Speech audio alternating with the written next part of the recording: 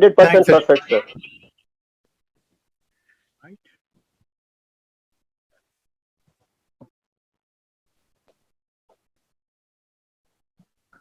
So can we start? Yeah. Good evening and welcome all. I'm Varsha Varghese, FPRC intern and an incoming student at SOAS University of London. FPRC is privileged to have distinguished Ambassador K.P.Fabian today as a guest for the Diplomatically Speaking initiative of video interviews. Ambassador Fabian served in the Indian Foreign Service between 1964 and 2000, during which time he was posted to Madagascar, Austria, Iran, Sri Lanka, Canada, Finland, Qatar, and Italy. During his time in the diplomatic service, he spent 3 years in Iran, witnessing the Iranian Revolution firsthand. As Joint Secretary, he coordinated the evacuation of over 176,000 Indian nationals from Iraq and Kuwait in 1990 to 1991. His multilateral experience includes representing India at the United Nations Industrial Development Organization, International Atomic Energy Agency, International Civil Aviation Organization, Food and Agricultural Organization, World Food Programme, and the International Fund for Agricultural Development. He is also the author of 2 books, Common Sense on the War on Iraq, which was published in 2003, and Diplomacy, Indian Style. Even while in service, Ambassador Fabian wrote and spoke on international affairs, mainly at universities in Madagascar, Austria, Iran, Sri Lanka, Canada, Finland, Qatar, and Italy. He was a visiting professor at Jawaharlal Nehru University, New Delhi, from 2003 to 2004. He held the position of KPS Menon Chair at Mahatma Gandhi University, Kottayam, from 2012 to 13. Currently, he is a board member of the Hope Project in New Delhi and professor at the Indian Society of International Law, New Delhi. Now, over to Professor Mahendra God, Director of Foreign Policy Research Center, New Delhi, to continue the proceedings. Thank you, and over to you, sir. Hello. Yes, sir. Thank you, Varsha. But ambassador is not visible to me. I am visible. I can see you. Okay, sir. Thank you very much. Sir, let me thank you and welcome to this program, Diplomatically Speaking. And I express my heartfelt thanks to you, my gratitude to you for having accepted our invite. This is a program where we invite policymakers, diplomats, media persons, and academics to share their views on India's foreign policy. And as you have a very distinguished career as a diplomat, as a writer, as a teacher, so you are all in one. And I expect some very, very valuable views on different subjects of Indian foreign policy. So, sir, I begin the process. And in the first place, I would like to refer the role as a writer.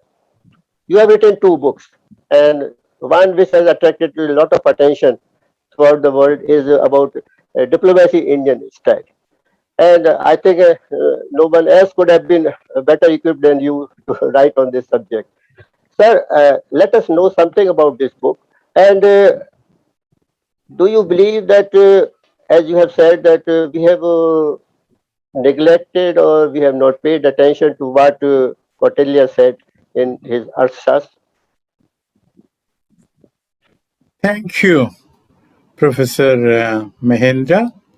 Yeah. Indeed, a pleasure to talk to you, and through you to so many who who will be seeing this program. And thank you, Varsha, for making perfect technical arrangements. Welcome, sir. Now, coming to the books that you mentioned, Diplomacy, Indian Style, I made a few points there. One is that the belief that Indian foreign policy came out of Prime Minister Jawaharlal Nehru's head, as Athena Palace came out of the head of Zeus, fully grown and fully armed. Now, that is a bit of a myth. A, because no foreign policy can be fully armed and fully grown. Foreign policy implies changing course as, the situation changes. Secondly, for a historical reason, it was Mahatma Gandhi who first, in public, came out against the foreign policy of the British government in India. It is not only the Khilafat, of which we are all familiar, Khilafat agitation. Also, he told the young men in India, do not go to Mesopotamia. I mean, that was the name of Iraq at that time.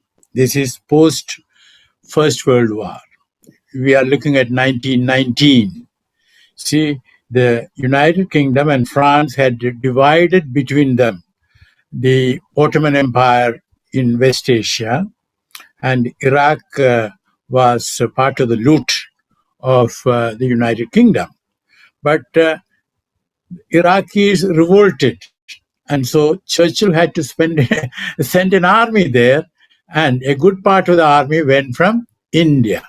So Gandhi told the youth in India, young men, please don't go to Iraq for fighting an imperial war.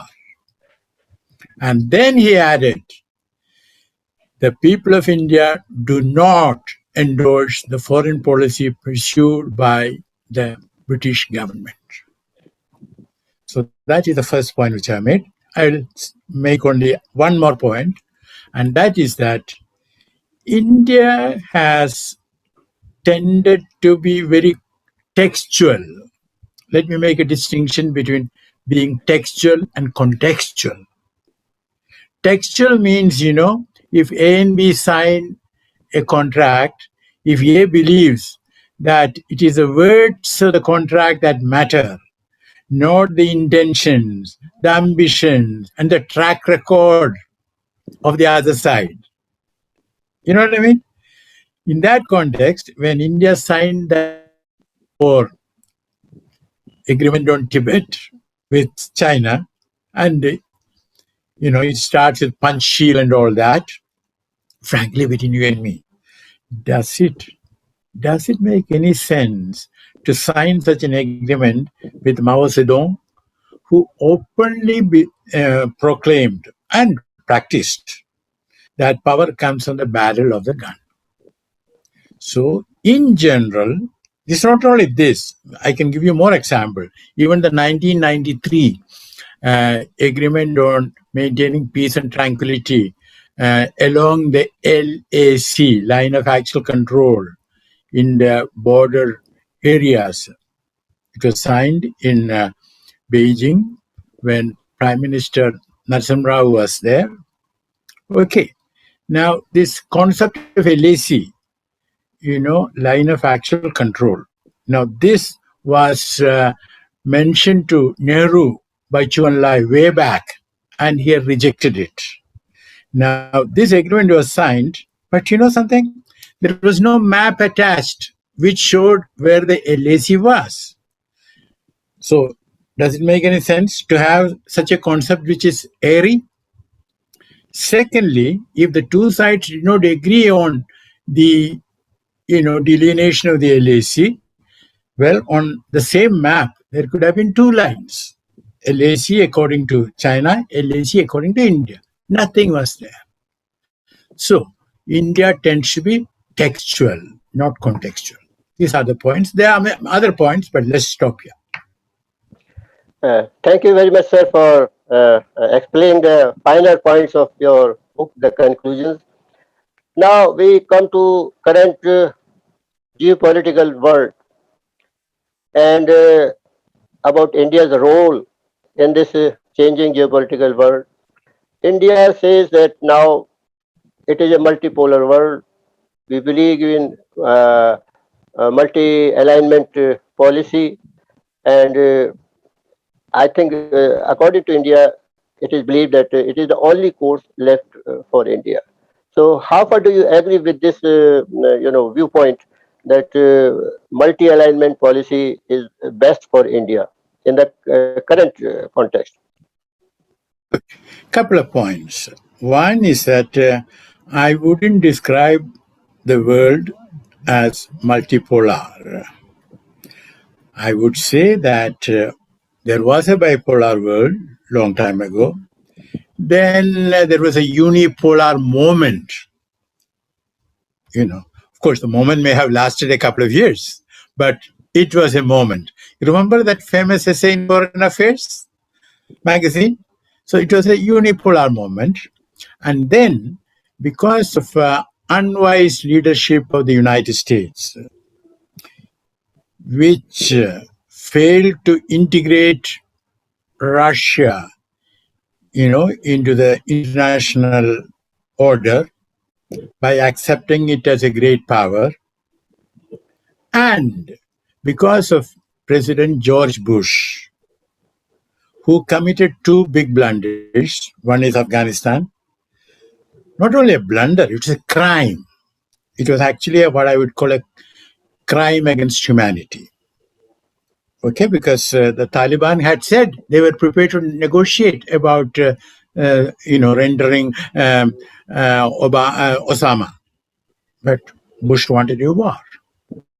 Okay, then Iraq, about which my other book is about. Actually, we all speak of WMD, weapons of mass destruction. Actually, it is weapons of mass deception. And then the unipolar moment passed away, and America became the greatest, biggest indebted country. Okay. Then again, there was a move towards multipolar. But now what we are witnessing is, on the one hand, there is multipolarity.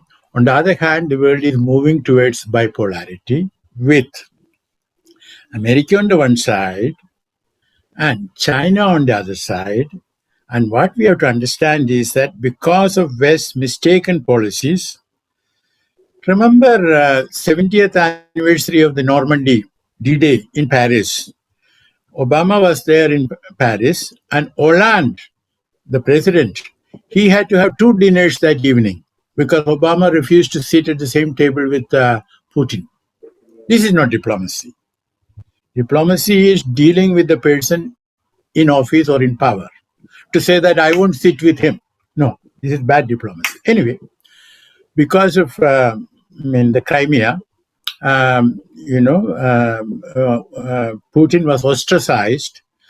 And even earlier, as Joseph Nye said, when the Cold War collapsed, the de facto alliance between China and the United States got over, and an alliance between China and Russia started. So now there is a strong nexus between China and Russia, and I expect to see a strong nexus. I expect to see Iran join this nexus again because of Biden's wrong policies. He should have re-entered the JCPOA on day one. He has messed it up. So we have China, Russia, and Iran going to be. And once Iran is there, then China will gently ask Pakistan to join it, because between Pakistan and China there is a unequal relationship. Okay, so we will have Pakistan not tomorrow, a little later, and then if Taliban takes over Afghanistan, Afghanistan also will be with it. Now let's look at the map. Russia, China, Iran, Pakistan, and Afghanistan, a block. That will be very powerful. It's not good for America, nor is it good for India. So the world is not exactly multipolar. Sir, you are right to a great extent. And now we come to Biden's policy approach to India. What India can expect from Biden? Well, different people have different expectations. Okay. Yeah. Now, some people in Delhi, people who are either close to decision making circles or maybe part of the decision making circle, they believe that America has a nursery for rearing great powers. So once you get admission to that nursery, then you will pass out as a great power. You know that, in Delhi, I mean, parents are so worried about how to get admission to a good school for the children. So once you get admission to DPS, you're fine for your child. Okay. Now, this is, to my mind, rather naive. There has never been a great power without, oneself making oneself great. But uh, still, I do not know. I hope it won't happen. Should the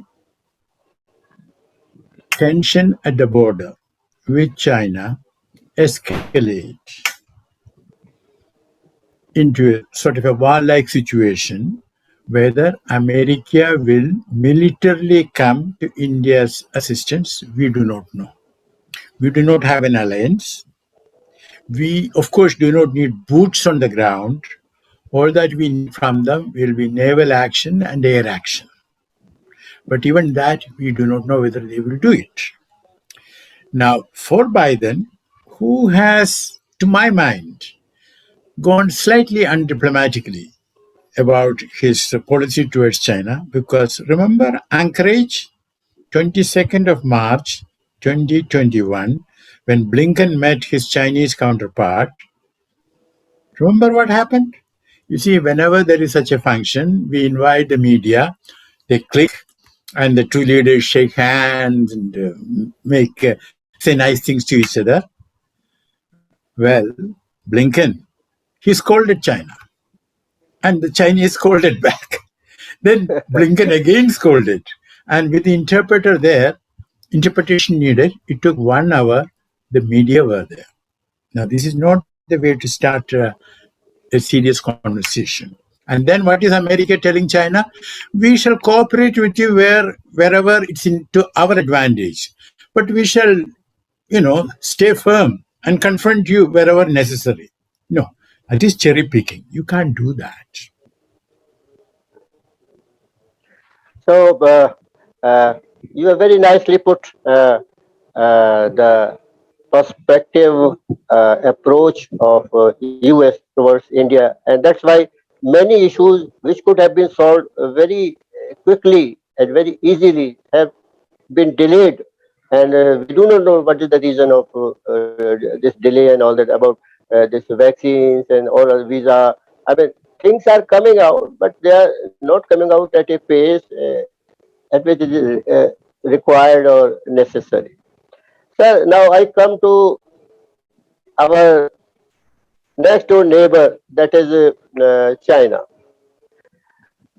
You know better than us that this story has been going on for long. I mean, friendship, then hostility, then war, then these border clashes and all that. And you know, the last one, I mean, where I mean, Indians also lost. They also are supposed to lose lives and all that. So, how should we handle this difficult neighbor? What I think you have suggested somewhere that trade could be one of the you know means of I mean solving this issue and making things comfortable between the two countries. So how you propose to I mean bring out a solution to this confrontation, this deadlock, this standoff? Okay. Okay.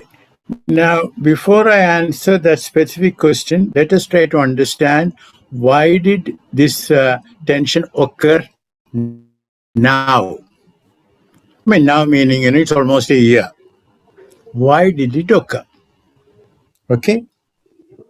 Now, there are many reasons, internal reasons in China where they wanted, a certain diversion. Maybe, but I won't go into it. There are at least two reasons which I want to emphasize.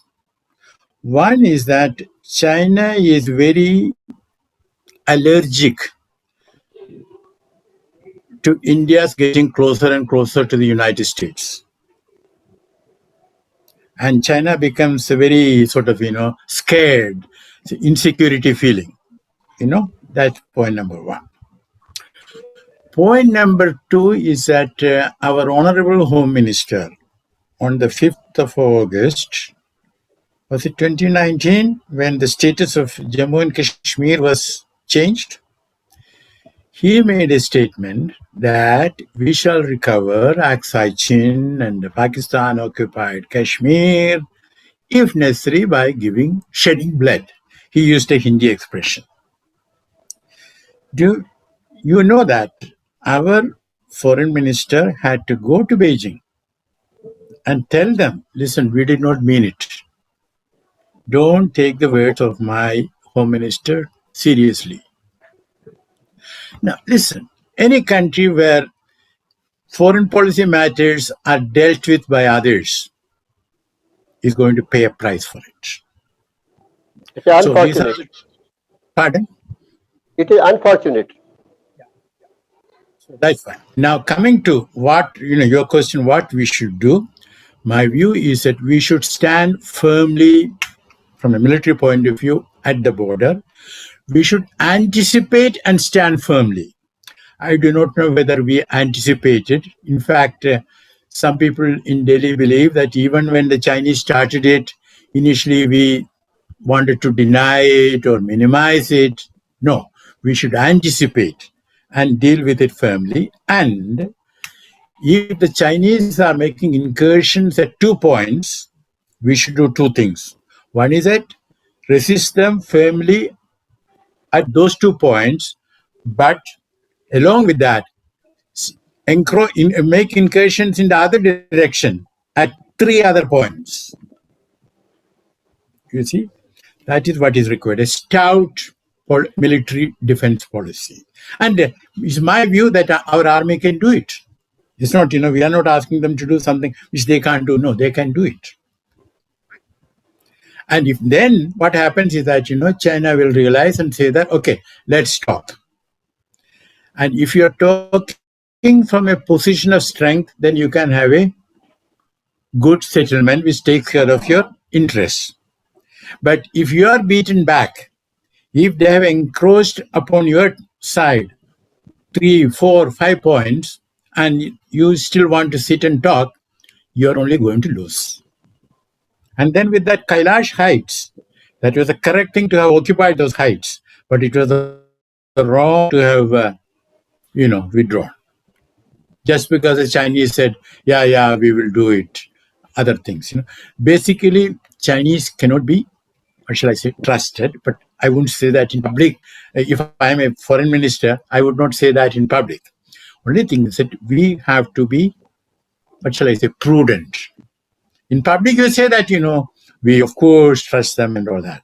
I mean, publicly, we should speak nice things, but we should be prudent. Sir, you very rightly put that there is trust deficit and it has to go in the interest of both the countries. Sir, now we come to our neighbors. Neighborhood has always been a difficult, task for India. We always say that we want neighborhood first. We want cordial relations with neighbors. Neighbors also speak the same language, but when it comes to realities, things are a little different. And in 2014, this neighborhood first policy was given a name to our old policy of neighborhood, and it was believed that now things will get right and everything will be cordial and all that. All the heads were invited 2014 a ceremony of prime minister swearing in, but For the last few years, we see that neighbors, instead of coming closer to India, they are going to the other side.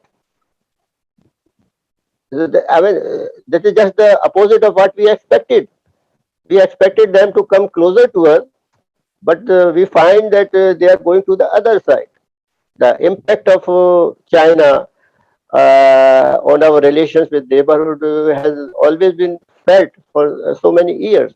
So, how to tackle this problem? How to solve this problem?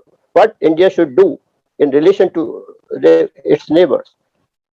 Okay, first let's understand what is happening.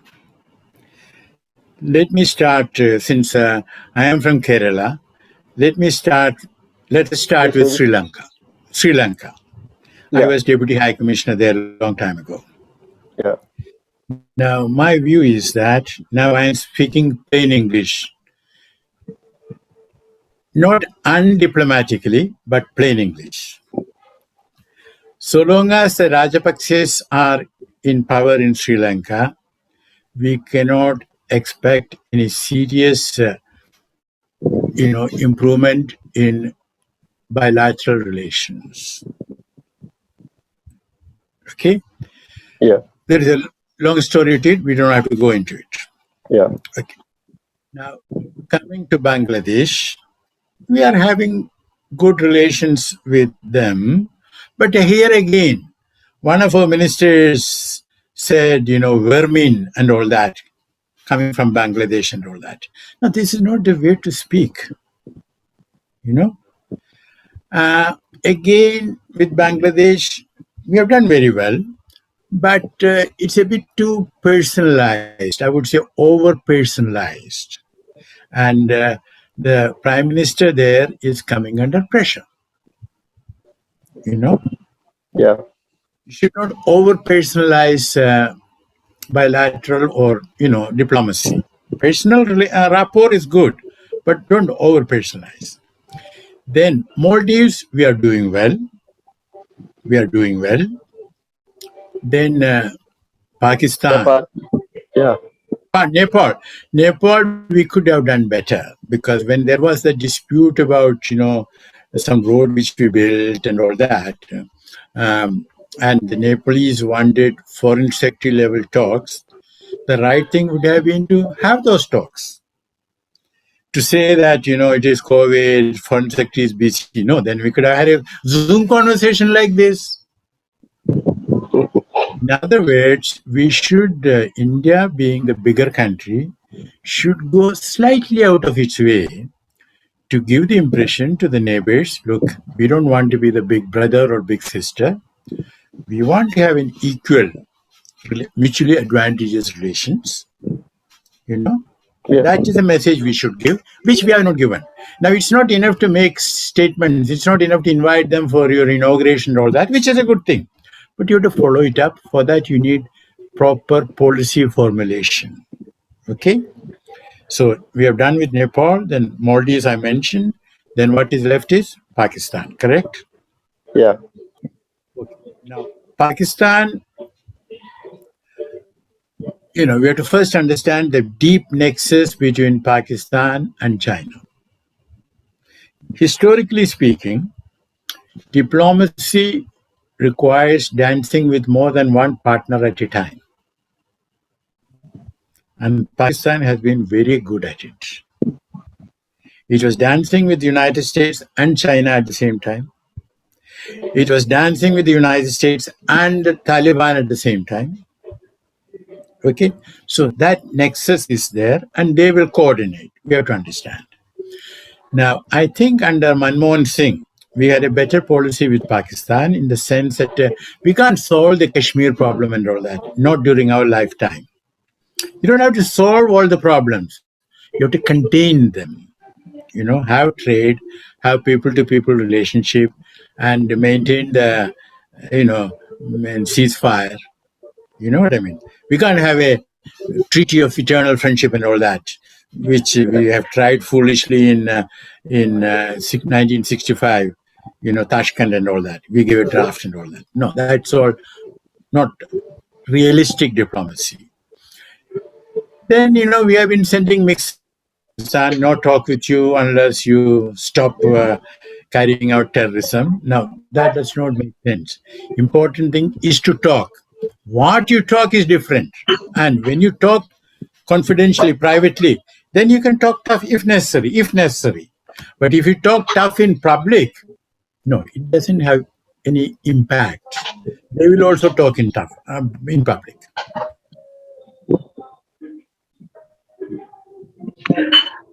Sir, now I come to uh, certain,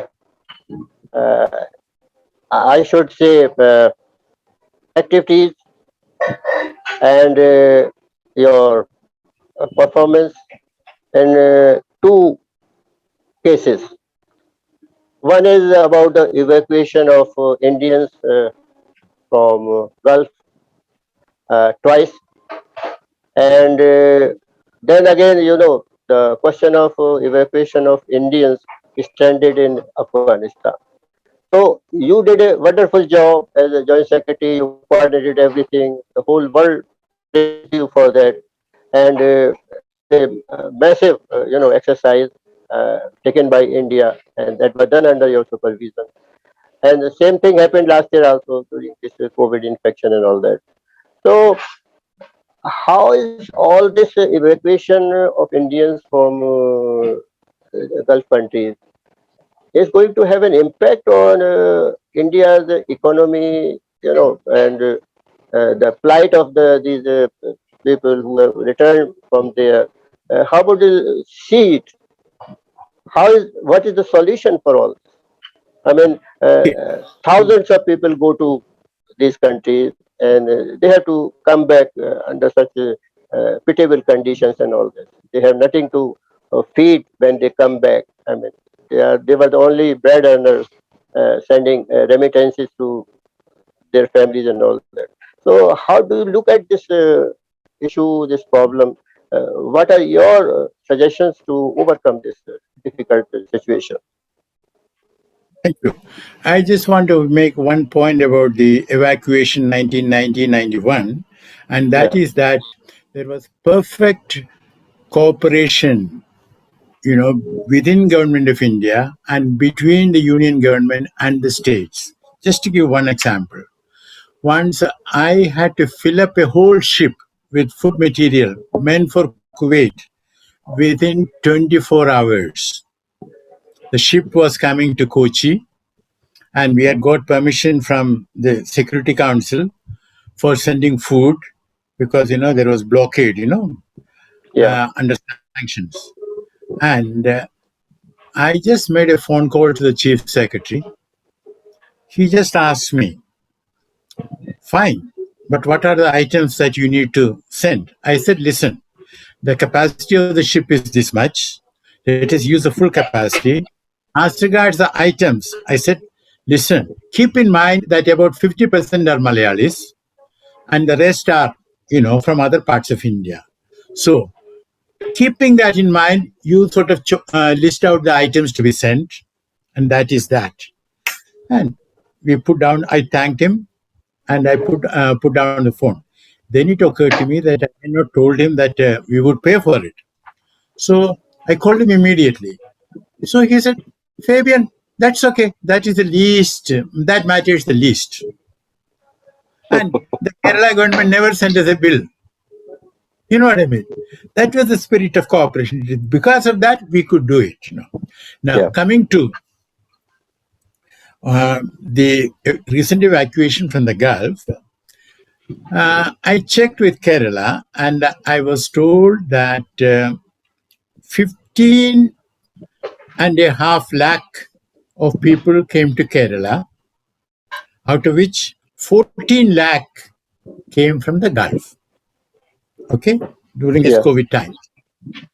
And many of them, a certain number of them, want to go back, but they have not been able to go back because, flights are not there and this and that. Now, we also have to recognize that, let's take Kuwait. The Kuwaiti parliament recently passed a legislation. As of now, and out of 100 human beings on Kuwaiti soil, 70 are foreigners, and the rest 30 are Kuwaitis. Now, within a span of X years, they want to reverse the ratio. It should be 70 Kuwaitis and 30 foreigners. Now, whether they will succeed in that, we do not know, because it's not easy, because their economy needs the presence of foreigners. But nevertheless, they want to do it. Okay? And this sort of Omanization, having more Omanis, or Saudi Arabia, they also have. So that is going on in the Gulf, partly because, construction is over, in the sense that they have constructed all that could be constructed. You see, you can't, if you have got a good road, you don't need another good road between points A and B. Okay, so their need for, that sort of labor has come down. Then naturally the need for engineers will come down, managers will come down. So we have to look at the shrinking manpower requirements of the Gulf. We also have to figure out what are the areas where they might need more. For example, caregivers. By caregivers, I mean not only someone who cooks, but when young people go and work, man and wife, then the elderly parents have to be looked after. So you need caregivers. So we have to figure it out, and we have to adjust, and then look at other opportunities. Meanwhile, using the good relations that we have with the Gulf countries, we should try to uh, speed up the repatriation of those people. It is possible, but I don't personally expect all of them will go back. So it's going to have an adverse impact on the Indian economy also, It will have an because adverse impact on Indian economy because of the remittances we get, and it will have an adverse impact on Kerala's economy. Because the Keralites account for a sizable percentage. When I was ambassador there, it was about JS Gulf and all that. It was almost 50%. It may have come down now, but nevertheless, say 40, 45. That's right. So that is something. And then after this World Cup in Doha, again, naturally they will they will be sending back, naturally. So we have to have a plan. You know what I mean? And this planning means our Ministry of Labor, our Ministry of Foreign Affairs, and the state governments involved. Not only Kerala, Tamil Nadu, other states. You can work it out. And but I don't see that sort of work going on. That sort of planning going on. You know what I mean? So let's hope. Let's urge the governments to do that. I was just referring to that issue of families who are stranded in Afghanistan, and they are not being allowed to come back, and citing this security factor and all that. So, what you think about how diplomacy is solving that? Should not India So, be little generous, little humanitarian towards these families? are you speaking specifically about 4 or 5 young women from Kerala who Yeah, are yeah. Like stranded they there are, now? yeah, yeah, Now, on that, my view is very clear. yeah, You know, we have what is called consular duty. In yeah, the embassy. That is, if any Indian citizen is in your area of jurisdiction and is in need of assistance, then we have to give that assistance. Remember what is written on the passport.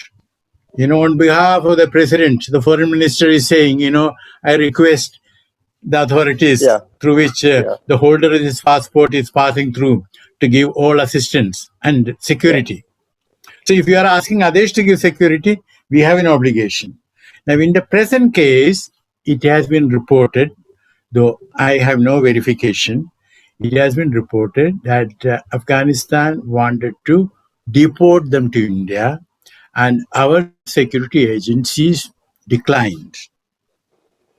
They seem to argue that it is better that they are tried in Afghanistan than in India, an argument which I don't accept because Indian judiciary is as capable as any other.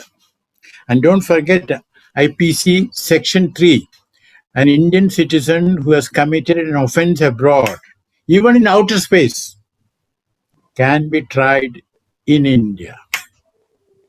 And don't also forget that these 4 or 5 adults are there, but there are children also. In one case, yeah, I have taken particular interest in.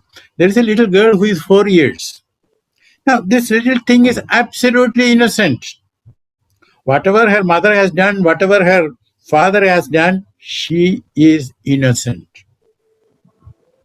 She has the right to safety and security.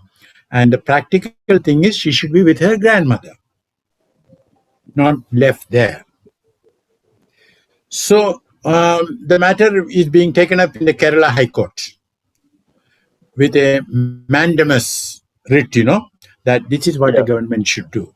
And then don't forget, if Afghanistan wanted to deport them under international law, India has to accept them. We can't say, no, we don't want them. So let's see what the High Court has to say. Okay, sir. Now I come to another very interesting chapter of your career. You have mentioned somewhere that you had a meeting that you would like to remember your life. That is meeting His Holiness John Paul II, and you said that it was a blessed moment. So, how do you describe this memorable experience? It's like this, the Holy Father and Mother Teresa had something in common. One felt that one was in the presence of someone truly noble. You know what I mean? Yeah, So one felt that, and um, actually, one occasion when I was with the Holy Father was when there is a Kerala daily called the Deepika. Maybe yeah, Varsha knows about it. yeah. Now, Deepika is slightly older than Jawaharlal Nehru, 1 or 2 years older than he. Okay, Okay. Now, yeah, Deepika had come out with a publication, a very thick book, yeah, The New Millennium of Christianity, the third millennium of yeah, Christianity in India. yeah, And Deepika people, uh, George Cullivilan and his mom and dad, they yeah. wanted to hand it over to the Holy Father. True. So I had arranged for it. Okay, So then I had a conversation with him and we spoke about India and Kerala. Then he was coming to India, and though technically the ambassador in Rome is not accredited to the Vatican, it is our yeah, ambassador in Switzerland for yeah, technical reasons. In yeah, fact, when Prime Minister Vajpayee came and we were, having the audience with the Holy Father, very loudly I was introduced as Secretary, Government of India. Everybody knew that I was ambassador, but to be protocol-wise, to be correct, I was introduced as secretary, not as ambassador. So it was yeah. Jean Paul was a special person. Uh, So that is the most memorable experience of your life. Most memorable experience of your life. yes, it was, Meeting Holy Father. and also time with Mother Teresa, and also time with Mother Okay. Teresa. Sir, how do you see India's relations with Holy See? I mean, how valuable, how significant they are? No, they are good. They are good. Only thing is that the Catholic Church in India had told the government of India that it would like an invitation extended to the Holy Father to visit India. So Yeah. that has not yet come through. Okay, sir. But we have good Sir, relations. We are good. Sir, Varsha would like to ask you a question at the end of this interview. Varsha would like to ask you a question. She's always welcome. She's a fellow Malayali. Yeah. Yes, sir. So I'm also aspiring to become a diplomat in the future, as well as an IR scholar. So I would like to get a guidance, like what inspired you to become a diplomat, and also looking behind, how successful do you think choosing this career option was? Good, thanks. Um, to be honest with you, I did BSc Physics and Mathematics. Then I was looking for a job and I was working in the meteorological department. You know the saying, some people are weather wise and others are otherwise. Anyway, but then my brother, my elder brother, unfortunately he passed away 2 years ago, K.P. Joseph, he said, Fabian, I want you to write for the civil service. So I said, okay. Then I prepared myself and I was in Kodaikanal, Kodaikanal.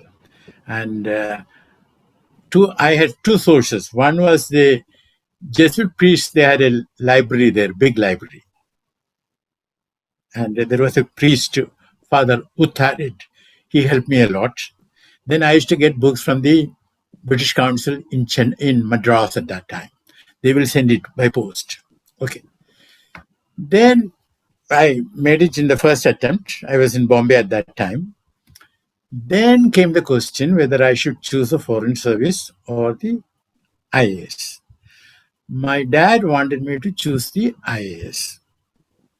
My brother wanted me to choose the foreign service. So I told my brother, listen, I want you to talk to dad and I want both of you to tell me the same thing. I don't want one of you to tell me join the IAS and the other to tell me join the foreign service. No, I want both of you to tell me the same thing. So he convinced my father. So I chose the foreign service. In fact, during my time, see, to get into the foreign service, you had to have a good rank. You see? So there were people who had already got into the IAS writing again to get into the foreign service. I had a friend who had got in he was in the 65 batch of the IAS, but he wanted to get into the IAS, so IFS, he wrote again. But all that has changed. Now, foreign service is not the, first option. In fact, a girl the other day called up a batchmate of mine and she started crying. What happened? Uncle, they have given me the foreign service. I wanted IRS. Anyway, but we would love to see you in the foreign service. And do call me later and we will talk more about how to prepare for it. Sure, sir. Okay? Thank you so much. In fact, there is one guy in near the Maharajas College. I forget his name. He also wants to join the foreign service and he has been invited by the UPSC for the interview. Oh, great. I had done a mock interview with him. Oh, sure. So, sir, thank you very much for the valuable advice to uh, Varsha. She is one of our interns. We have a number of interns being associated with these interviews. This time I asked them to come along because in 2016 we had this initiative and we interviewed so many diplomats and all that. But that was the time of videography. Now that is changed. This is so what very students I do this is a Zoom meeting.